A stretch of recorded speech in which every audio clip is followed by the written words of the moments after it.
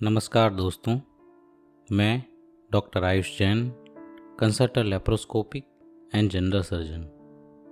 पिछले अंक में हमने देखा और दोनों को नगर से बाहर भेजने के लिए रथ बुला लिया गया।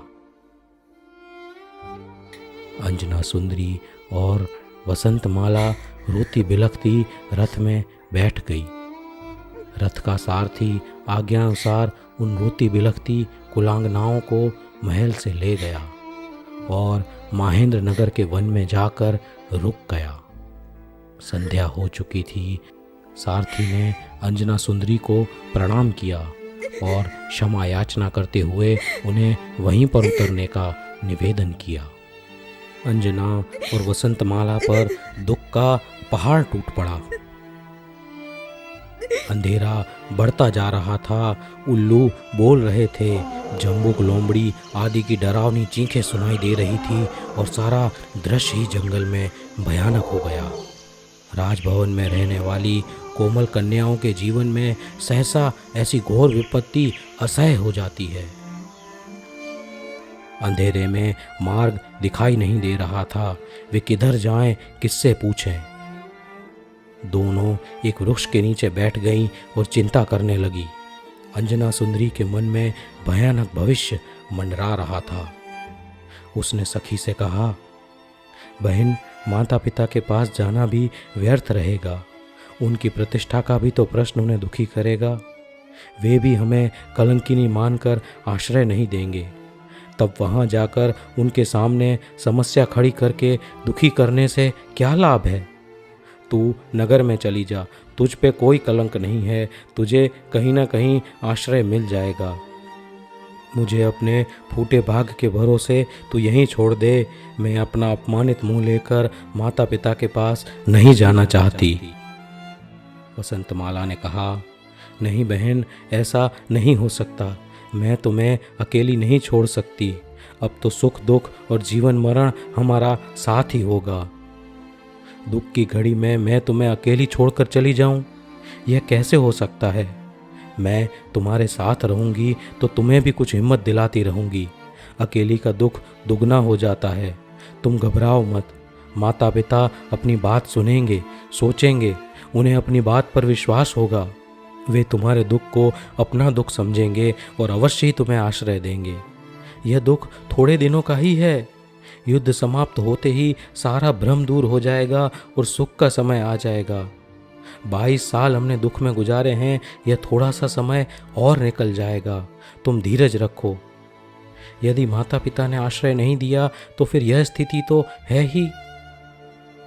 अभी मन को दृढ़ बना लो। जो भी स्थिति उत्पन्न हो उसे सहन करने का साहस करो। तुम्हें अपने लिए नहीं, अपने गर्भस्थ जीव के लिए अपनी रक्षा करनी है। इसलिए साहस रखकर स्थिति को सहन करने के लिए तत्पर रहो। अंजना को वसंतमाला का परामर्श उचित लगा। उसने इन्हीं विचारों में रात बिताई। प्रातःकाल होने पर अंग संकोरती और अपनों को वस्त्र में छुपाती दोनों दुखी महिलाओं ने नगर में प्रवेश किया। उनका मन दुख, अपमान एवं लज्जा के भार से दबा हुआ था। छिपते छिपाते धीमी गति से राजप्रसाद के सामने वे जा पहुंची। द्वारपाल ने विस्मयपूर्वक दोनों को देखा। वसंतमाला ने द्वारपाल के द्वारा महाराज से अपने आगमन और स्थिति का निवेदन करवाकर अंतःपुर प्रवेश की आज्ञा मांगी। द्वारपाल ने नरेश के सामने उपस्थित होकर अंजना सुंदरी के आगमन और वर्तमान दुरावस्था का निवेदन किया और अंतःपुर प्रवेश की आज्ञा मांगी। अंजना की दुर्दशा एवं कलंकित अवस्था सुनकर नरेश भी एकदम चिंतामग्न हो गए। पुत्री और जामाता के अनबन की बात वे भी जानते थे। उन्हें भी अंजना का गर्भवती होना शंकास्पद लगा। पुत्री के मोह पर प्रतिष्ठा के विचार ने विजय प्राप्त पाई और वे सोचने लगे, ससुराल से दामाद के साथ आई हुई पुत्री का तो मैं आदर कर सकता हूँ, उसे छाती से लगा कर रख सकता हूँ, किंतु कलंकित होकर आई पुत्री को अपनी सीमा में भी प्रवेश नहीं करने देना चाहिए। वह कलंकित होकर मेरे यहाँ कैसे आ गई? क्या उसे मरने के लिए कोई उपाय नहीं सूझा या कोई दूसरा स्थान नहीं मिला?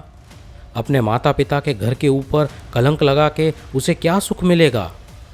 राजा विचार ही कर रहा था कि उसका पुत्र और अंजना सुंदरी का सगा भाई प्रसन्न कीर्ति कहने लगा, पिताजी, इस कलंकिनी को यहाँ आना ही नहीं चाहिए था। यदि वह आत्मघात करके मर जाती तो यह कलंक कथा वहीं समाप्त हो जाती और किसी को मालूम भी नहीं होता। अब इस कलंकिनी को यहाँ रख लेने से हम भी कलंकित होंगे, हमारा न्याय कलंकित होगा, जनता की नीति पर इसका बुरा प्रभाव पड़ेगा। इसलिए इसे तत्काल यहाँ से निकाल देना ही ठीक होगा। जिस प्रकार सड़े हुए अंग और सर्पदंश से विषक्त बनी हुई उंगली को काट कर फेंक दिया जाता है, उसी प्रकार इन्हें इसी समय यहाँ से हटा देना चाहिए। सचमुच जब दुख कर्मों का उदय आता है तो सारी परिस्थितियाँ, सारे संयोग प्रतिकूल बन जाते हैं। अनुकूल संयोग भी प्रतिकूल बन के ही परिणमित होते हैं। राजकुमार की बात सुनकर मंत्री ने कहा, पुत्रियों को सास ससुर की ओर से अगर कष्ट हो तो वे पिता के पास ही आती हैं। इसलिए मेरा निवेदन यह है महाराज कि सत्य असत्य का जब तक निर्णय नहीं हो जाए हमें उन्हें आश्रय देना ही चाहिए। गुप्त रूप से हमें अंजना सुंदरी का पालन पोषण करना चाहिए। महाराज ने कहा, मंत्री, तुमने कहा वह ठीक है। सास तो सभी जगह कठोर और क्रूर ही होती है, किंतु वधू को तो सचरित्र होना ही चाहिए।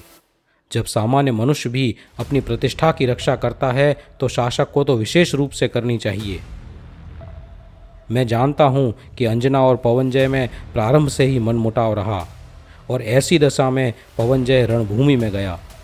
फिर अंजना के गर्भ रहने का क्या अर्थ रखता है? इसलिए तुम बिना विचार करे ही उन्हें यहाँ से हटा दो।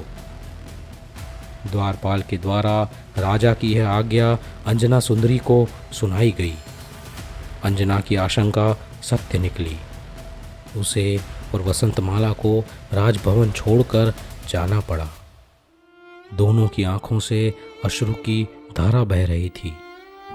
उनकी दयनीय दशा देखकर लोगों का हृदय भर आया, किंतु वे राजा के भय से कुछ भी सहायता नहीं कर सकते थे और ना ही अंजना सुंदरी लोगों से सहायता लेना चाहती थी। वे दोनों सखियां भूखी प्यासी, शांत और दुखी थीं। उनके पांवों में छाले हो गए थे, कांटे चुभकर रक्त निकल रहा था, किंतु वे चली ही जा रही थीं। नगर को छोड़कर वे शीघ्र ही वन में पहुंचने के लिए चली जा रही थीं। जीवन में पहली बार इस भूमि पर नंगे पांव से चलना पड़ रहा था। वे गिरती पड़ती डगमगाती वन में पहुंची। उनको आश्रय नहीं देने की राजआज्ञा नगर में ही नहीं, आसपास के अन्य गांव और बस्तियों में भी पहुंच गई थी। इसलिए उनके लिए वन में भटकने के अलावा कोई स्थान ही नहीं बचा था। वे भटकती हुई क्रमशः महावन में पहुंच गईं। फिर एक वृक्ष के नीचे बैठकर हृदय के आवेग को विलाप के द्वारा निकालने लगी। रोती हुई अंजना सुंदरी अपने उद्गार इस प्रकार व्यक्त करने लगी, सासू जी, आपका कोई दोष नहीं।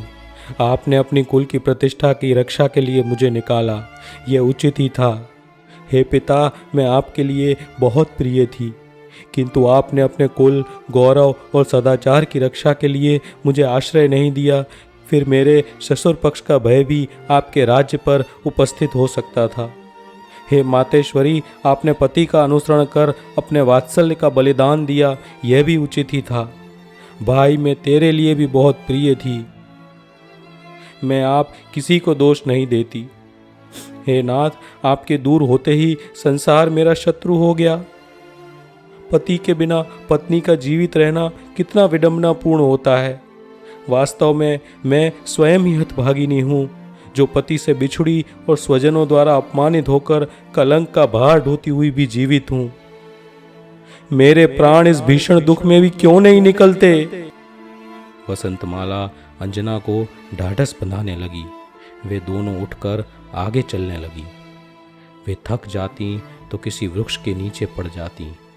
थोड़ी देर बाद फिर आगे बढ़ती, नदी, नाला और झरनों का पानी पीती, वृक्षों के फलों से पेट की ज्वाला शांत करती और रात के समय किसी वृक्ष के नीचे पड़कर धूल और पत्थरों तथा सूखे पौधों के तीक्ष्ण डंठलों पर शरीर को लंबा करके लेट जाती। भयानक वंचर पशुओं की चीख, सर्प की फुंकार और सिंह गर्जना के वातावरण में बिना निद्रा के भयभ्रांत स्थिति में वे रात बिताती थीं। एक दिन चलते चलते वे एक पर्वत के पास पहुंची। उनकी दृष्टि एक गुफा पर पड़ी। वे गुफा के मुहाने पर पहुंची तो उन्हें एक ध्यानस्थ मुनिराज दिखाई दिए। ऋषिश्वर के दर्शन से उनके मन में संतोष हुआ। महात्मा जी को नमस्कार करके वे उनके सामने बैठ गई। अगर आपको मेरा यह प्रयास पसंद आता है तो please like, share and subscribe और आपके विचार हमें बताना ना भूलें।